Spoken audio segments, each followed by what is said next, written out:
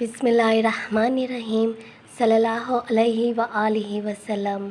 दुरूद शरीफ का सफ़र एक ऐसा सफ़र है कि जब आप इस सफ़र के लिए रवाना होंगे तो आपके दिल में एक इत्मीनान होगा कि इसकी जो हमें मंज़िल मिलने वाली है बड़ी ख़ूबसूरत मंज़िल होगी।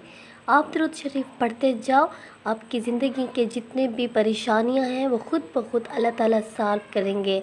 आप यकीन जानो, दुरूद पाक में इतनी पावर है कि आप जब दुरूद पाक सिर्फ सोचोगे भी सही, वहीं से आपकी ज़िंदगी की कामयाबियाँ स्टार्ट होंगी और आप इस बात को महसूस करोगे कि दुरूद शरीफ में तो एक मैजिक है।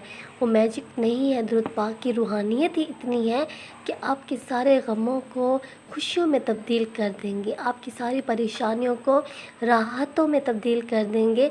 बस दुरूद पाक का सफ़र आप उसको स्टार्ट करो, दुरूद पाक के सफ़र के लिए निकलो तो आप यकीन जानो यही सफ़र आपकी ज़िंदगी में कामयाबियाँ, खुशियाँ और आपके लिए हर नामुमकिन काम को मुमकिन बना देंगे और ऐसी मंज़िल अल्लाह ताला आपको अता करेंगे कि आप सोच भी नहीं सकते।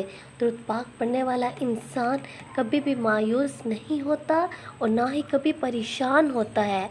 एक दफ़ा दुरूद पाक से मोहब्बत तो करें, इसी से आपकी ज़िंदगी खूबसूरत हो जाएगी और इसी से आपको अल्लाह ताला इतने खुशियाँ देंगे कि आप सोच नहीं सकते।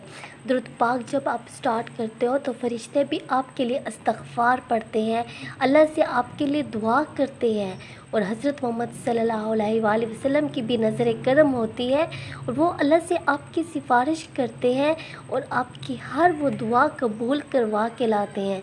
तो हज़रत मोहम्मद सल्लल्लाहु अलैहि वसल्लम की जब सिफारिश होगी तो अल्लाह उनकी बात कैसे नहीं मानेंगे। वो तो अल्लाह के महबूब हैं।